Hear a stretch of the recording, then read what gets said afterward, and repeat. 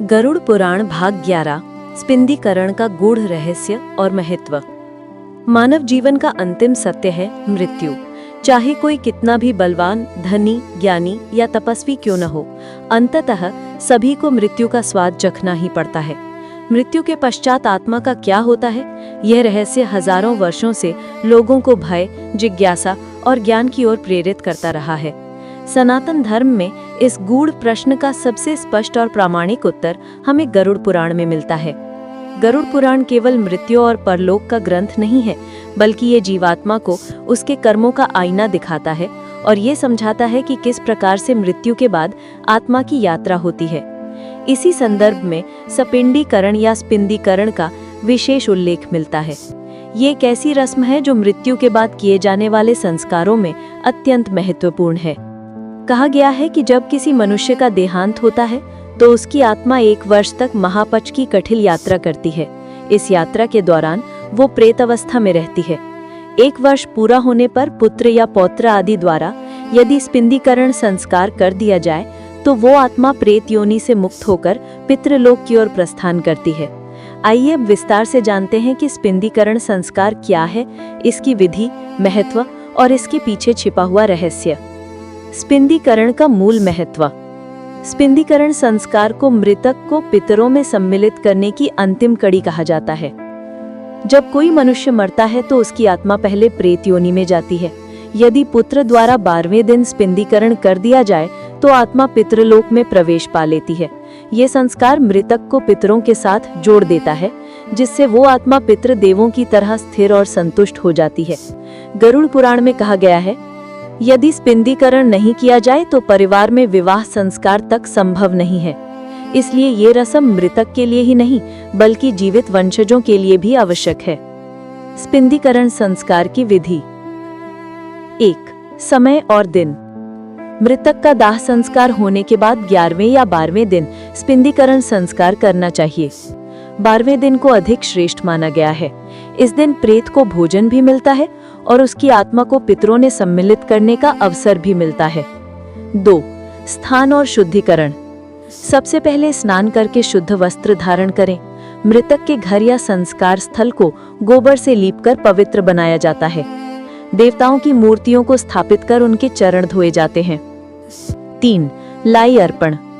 पुत्र आचमन करके जल ग्रहण करता है, फिर वो 3-3 लाई के दाने अर्पित करता है। वासुदेव को, रुद्र को, अर्क को। इन्हें दादा और पूर्वजों के रूप में अर्पण किया जाता है। इसके बाद मृतक को भी लाई अर्पित किया जाता है। 4. पूजन सामग्री। चंदन, तुलसी पत्र, धूप, सुगंधित वस्तुएं, उपहार आदि से पूजन किया जाता है।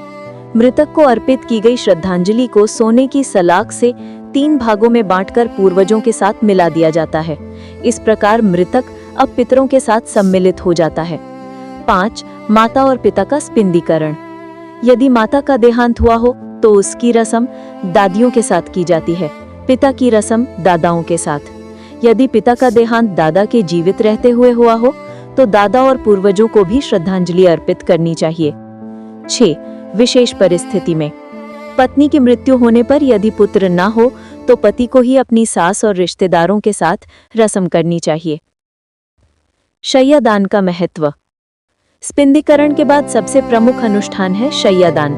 मृतक की आत्मा को शांति देने के लिए एक शैया का दान किया जाता है।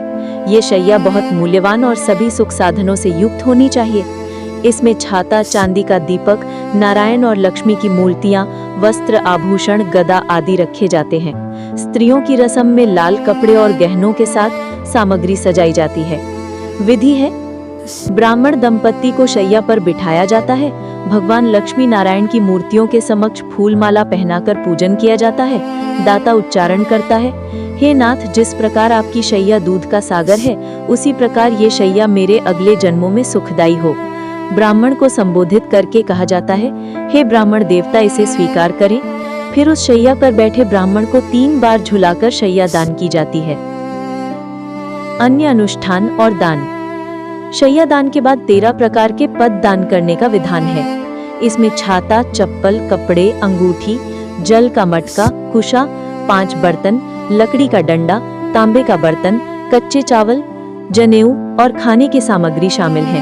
ये सब 13 ब्राह्मणों को दान करने से आत्मा को परम शांति प्राप्त होती है। मासिक और वार्षिक श्राद्ध। स्पिंदीकरण के बाद वार्षिक श्राद्ध तक हर महीने 1 लोटा जल और लाई का दान करना आवश्यक है। वार्षिक श्राद्ध के उपरांत भी 3 विशेष श्रद्धांजलियां देनी चाहिए। गया में किया गया श्राद्ध पूर्वजों के लिए मुक्तिदायक माना गया है। स्पिंदीकरण का गूढ़ रहस्य। यदि स्पिंदीकरण नहीं किया जाए तो मृतक आत्मा प्रेत रूप में भटकती रहती है। वंशजों के विवाह, संस्कार, मंगल कार्य सब बाधित होते हैं। परिवार में अकाल मृत्यु, अशांति और बीमारियों का वास बना रहता है। इसलिए ये संस्कार केवल धार्मिक कर्तव्य ही नहीं बल्कि वंश और समाज की शांति और उन्नति के लिए भी अत्यावश्यक है। निष्कर्ष। स्पिंदीकरण संस्कार वो पवित्र कड़ी है जो मृतक आत्मा को प्रेत योनि से निकालकर पितरों की पंक्ति में सम्मिलित करती है।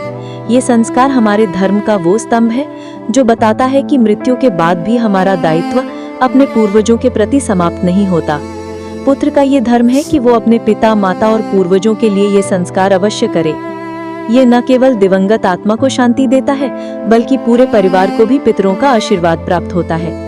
इसलिए गरुड़ पुराण हमें ये सिखाता है कि जो अपने पितरों की सेवा करता है वो स्वयं भी इस लोक और परलोक में सुख प्राप्त करता है। यदि आपको ये ज्ञानवर्धक और आध्यात्मिक लेख पसंद आया हो तो कृपया इसे लाइक करें, शेयर करें और चैनल को सब्सक्राइब करना ना भूलें। आपका एक छोटा सा सहयोग हमें और भी ऐसे धार्मिक और उपयोगी ज्ञान आप तक पहुंचाने की शक्ति देता है।